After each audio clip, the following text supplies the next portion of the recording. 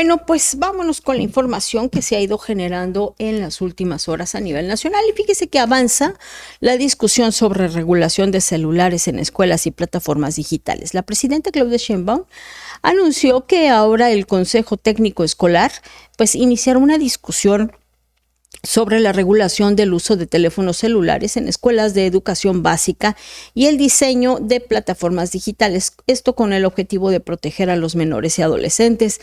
La mandataria señaló que el diseño actual de los algoritmos y el uso excesivo de redes sociales están generando adicción y problemas psicológicos en la infancia y juventud. También comparó que esta problemática con los estándares de seguridad que existen en la industria de la construcción.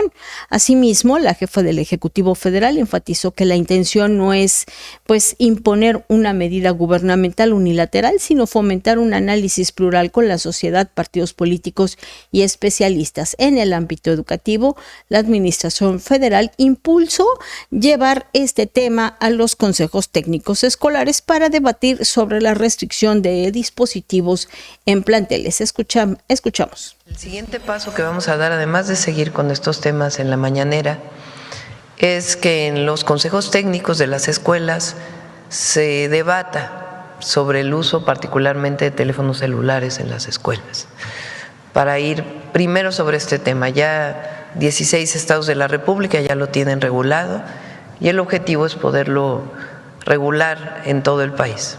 Pero vamos a preguntarle primero a las maestras, a los maestros, cuál es su opinión. Y también ellos evidentemente tienen mucho contacto con padres y madres de familia. Y después de eso ya pasaríamos pues al tema de cómo evitar el uso excesivo, cómo evitar que contenidos que no son solicitados por las niñas y los niños, los adolescentes, como incluso abusos sexuales o temas que no tienen que ver con la niñez, están incorporándose, o contacto de personas mayores con niñas y niños. Y en general, cómo se puede trabajar para regular este scrolling infinito, esta adicción que está provocando tantos problemas psicológicos en las niñas, los niños y los adolescentes. Y no más en los niños, niñas y adolescentes, porque me da la impresión que en los señores, en las señoras, en las mujeres, en los hombres y en las personas en general, también se les está haciendo como que un tema de adicción, estar haciendo videitos, estarse tomando fotitos, estar todo el tiempo a ver qué puso fulanito, y ahí es donde se entera todo uno de que si ya se casó, que si ya se divorció, que si ya se dejó, que si ya le sacó la lengua, que si ya se la volvieron a meter. Así se la pasan. Entonces eso no nada más es de menores de edad, es un tema cultural de una sociedad, en lo que finalmente pues la señora presidenta quiere convencer a todo el mundo de que los niños y que hay que cuidarlos y demás, cuando los papás pues lejos, es imposible convencer a los padres de un tema de salud mental e incluso fisiológica de sus hijos cuando ni siquiera ellos mismos tienen conciencia de lo mismo. O sea, no es posible. Es como si quisiéramos, son estas políticas en las escuelas, ¿no? Que se han implementado, por ejemplo, de que ya no van a vender comida chatarra, cosa que no tengo ningún inconveniente. Pero, ¿a poco le preguntaste a los papás, ay, señores, ¿están de acuerdo ustedes con que ya no les vendamos papitas, con que ya no les vendamos pan en determinadas marcas, dulces, caramelos y demás? Nadie fue y les preguntó. Era un tema de salud y se acabó. ¿Va a tener un impacto? Probablemente muy, muy en lo futuro, ¿no? Pero ¿cómo tener un impacto en una familia donde hay un problema de obesidad entre los padres, entre jóvenes que son más grandes? Y obviamente, pues los menores van a estar con un problema de obesidad similar, pues. Entonces, ¿les tienes que preguntar a los papás si están de acuerdo? Pues no. Es como si les preguntaras, oye, ¿está usted de acuerdo en que les permitamos a sus hijos fumar en la escuela? Pues no tienes por qué preguntarle, sabes que les hace daño, se retira y se acabó. Aquí no, mi chavo. ¿Quieres hacerte daño, vapear, echar humo, joderte los pulmones? Allá, afuera, aquí no. Se acabó. Pero eso de que no nos queremos imponer, los queremos convencer. ¿Qué? ¿Qué tienes que estar convenciendo? Punto, se aplica y se acabó. Además, se dice, es un distractor, pues, pero les encanta hacerle al mitote. Oiga, pues fíjese que la Secretaría de Educación duplicará espacios en bachillerato y podrían ser hasta 400,000 lugares.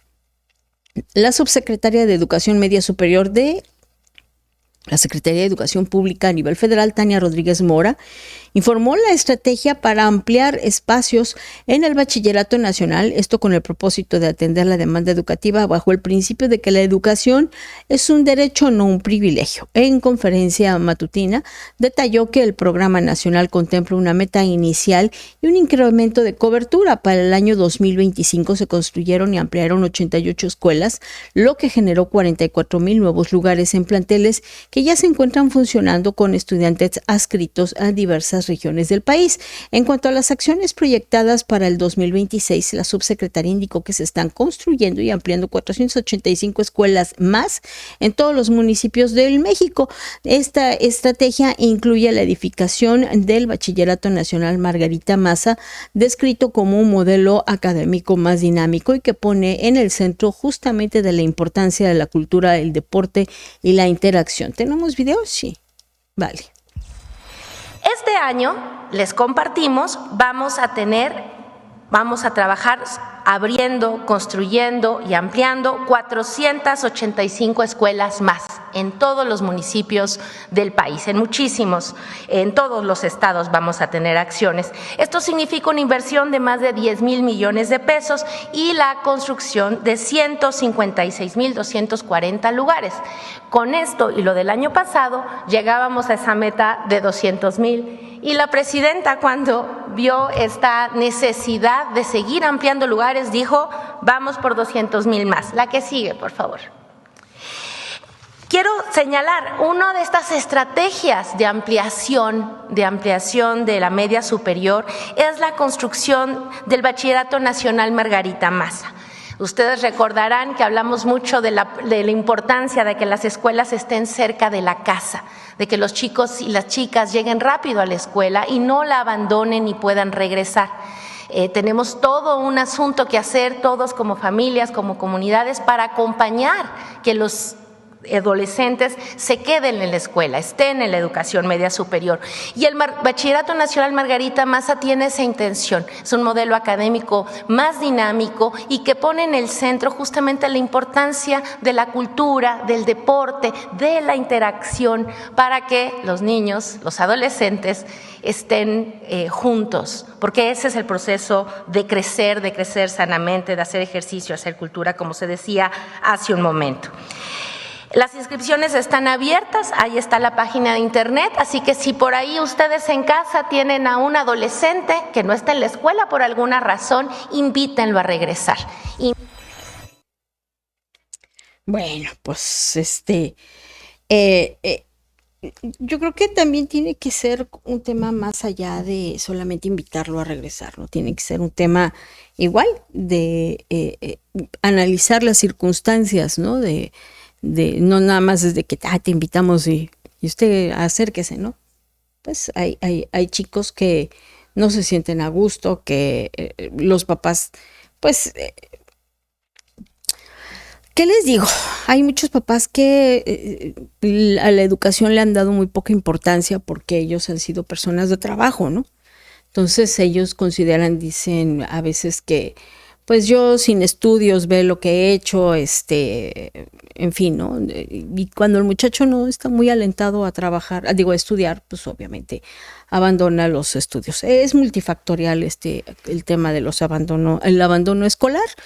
Y bueno, obviamente se vuelve todo un tema, pues que no hayan espacios, ¿no? O que veamos papás batallando para poder localizar,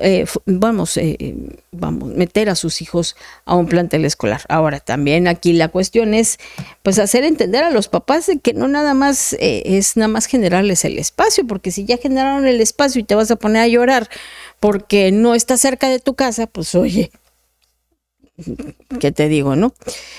Mire, Sheinbaum pide revisar la detención del feminicidio de Dafne Zapata. La presidenta Claudia Sheinbaum solicitó a la Fiscalía General de la República analizar el caso de Dana Yanina, detenida por el feminicidio de Dafne Zapata en Tamaulipas. En su conferencia señaló que se requieren revisar las circunstancias de la detención y elementos relacionados con la investigación del asesinato.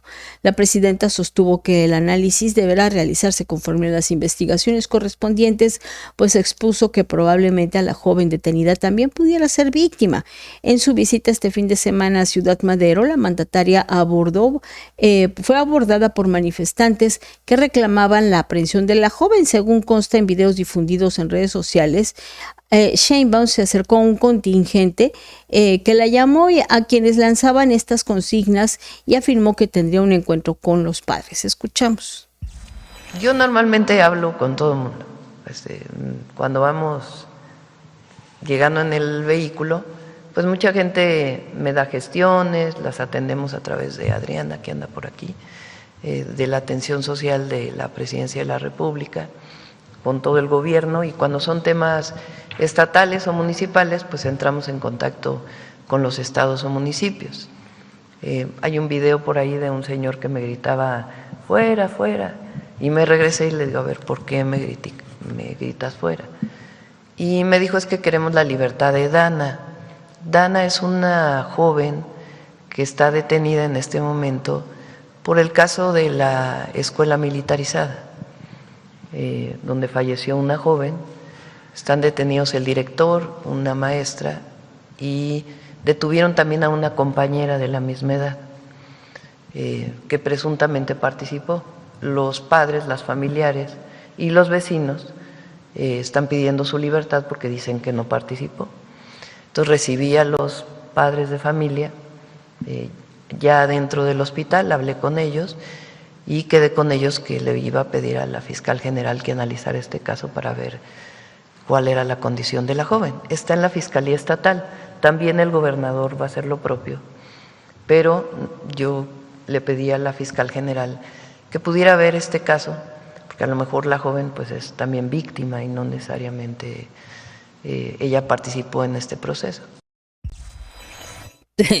A lo mejor la joven es víctima del sistema de justicia jodido que tenemos en México, donde aquí lo que primero hay que dar es resultado, ¿no? No importa si tú fuiste, si lo hiciste o no, cómo lo hiciste. La cuestión es decir, ya detuvimos a uno, ¿no? O a dos, o a los supuestos asesinos, y resulta ser que luego ni siquiera son los asesinos, igualmente son víctimas o fueron personas pues que se vieron orilladas a hacer o tal o cual cosa. Recordemos que Dafne Zapata Quintos Martínez es una adolescente de 13 años que fue víctima de un presunto feminicidio del pasado 16 de julio cuando participaba en un campamento de verano de la Academia Militarizada Marina Doens en Tamaulipas. Y bueno, pues esta muerte provocó pues una serie de reacciones. Hay 3 detenidos. La propuesta de la ley Dafne también se va a presentar, y es que el caso comenzó con irregularidades y contradicciones por parte del personal del plantel, que notificaron a la madre, Alejandra Quintos, que la menor había presentado tos y deshidratación. Minutos más tarde le informaron de su fallecimiento. Y bueno, en esta denuncias que ha hecho la familia en redes sociales, tuvo que intervenir ya la fiscalía. La necropsia indica que el colapso médico, desmintió lo dicho por la institución sobre un colapso médico o un accidente casual, y determinaron que la causa determinante del fallecimiento fue asfixia por sumersión. No, pues es que tosió y se tragó un montón de agua, ¿no? Me imagino que han de haber argumentado. Y bueno, pues en ese vaivén, una de ellas es Dana Yanina, que fue detenida el 23 de julio. Esta es una chica de 18 años, digo, tampoco es precisamente alguien muy mayor. Ella era colaboradora y auxiliar en la Academia Militarizada, imagínense. Así de bien estaban organizados que agarraban pues otro chamaca ahí para coordinar y auxiliar, pues, ¿no? Ella ya ha sido vinculada a proceso, y dicen que pues han estado apoyándolo. Dice que Janina también es una víctima más. Y bueno, pues es una escuincla, pues. Dice la familia que se le aprendió sin evidencia sobre su presunta participación en el asesinato. Su abogado dice que van a apelar la vinculación. Y otros detenidos son José Luis y Estrellita. Estos también están vinculados a proceso por este delito. Pues estos ya están más grandecitos, ¿verdad? Ya. José Luis, bueno, este es el famoso director del establecimiento militarizado. Sí, caso que ha traído una serie de controversias sobre la existencia de estos planteles militares que ya dijeron que no deben de existir, por lo menos en educación básica. Y bueno, pues es lo que se ha generado, ¿no? Por otra parte, fíjese que exportaciones mexicanas a Cuba se desplomaron 97%. Las exportaciones de México a Cuba registraron una caída de 97% en un año en medio de la presión ejercida por el gobierno de Donald Trump. El desplome estuvo relacionado principalmente con la reducción de productos minerales, particularmente de petróleo, cuyas exportaciones disminuyeron 99.9%, o sea, pues prácticamente desaparecieron, ¿verdad? Durante el periodo. De acuerdo con datos del Banco de México, después de que en junio del 2025 los envíos mexicanos hacia Cuba alcanzaron un valor de 127.3 millones de dólares, para el mismo mes de este año apenas sumaron 3.6 millones de dólares. La caída se relaciona con las presiones comerciales emitidas por el gobierno de Estados Unidos, a las que México se sumó para no verse afectados por aranceles y otras sanciones. También, por otra parte, le comento que pues se recordará usted que el exsecretario de Seguridad, Gerardo Mérida, el exsecretario de Seguridad de Rocha Moya, o sea, del exsecretario de Seguridad de Sinaloa, un tal Gerardo Mérida, pues él se entregó al gobierno estadounidense y pues salió de prisión, de una prisión de Nueva York, y está negociando con Estados Unidos. Y en este sentido, el exsecretario de Seguridad de Sinaloa, Gerardo Mérida, salió de la prisión federal de Brooklyn, Nueva York, donde se encontraba detenido en medio de la investigación por sus presuntos nexos con el crimen organizado. De acuerdo con fuentes judiciales citadas por Milenio, el exfuncionario de Rocha Moya dejó la cárcel el pasado 11 de agosto, o sea, digo, tampoco fue desde el 11, y no ha ingresado a otro penal. También en entrevista con Enrique Acevedo, significa que estaría negociando con el gobierno de Estados Unidos para incorporarse al programa de testigo protegido. Y en este sentido, pues la salida de prisión de un exfuncionario sinaloense no significa que esté libre, por el contrario, se mantiene bajo resguardo de autoridades en un domicilio secreto, bajo la hipótesis de que de tener una información importante se requiere tener secrecía sobre él, explicó el periodista. Así que ahorita está en modo karaoke, o sea, está cantando, está cantando todito, para acabarle de fregar a Rocha Moya. Pero bueno, por otra parte, le comento que Trump está amenazando a Omán con bombardeos si interviene en el diálogo con Irán. Ya ve que allá están los cocolazos hasta todo lo que da. Bueno, pues el presidente de Estados Unidos, Donald Trump, amenazó con bombardear sin piedad a Omán si el país árabe interviene en las negociaciones entre Washington y Teherán. La advertencia ocurrió después de que Irán informara que había alcanzado un acuerdo con Mascate para establecer rutas marítimas seguras en el estrecho de Hormuz. Trump aseguró además que existe un canal de comunicación extraoficial con Irán a través de la Guardia Revolucionaria Islámica, versión que Teherán ha rechazado públicamente. El mandatario estadounidense hizo la amenaza justo este lunes, cuando expira el plazo de 60 días contemplado en el memorándum de paz que firmó entre Teherán y Washington el pasado 17 de junio.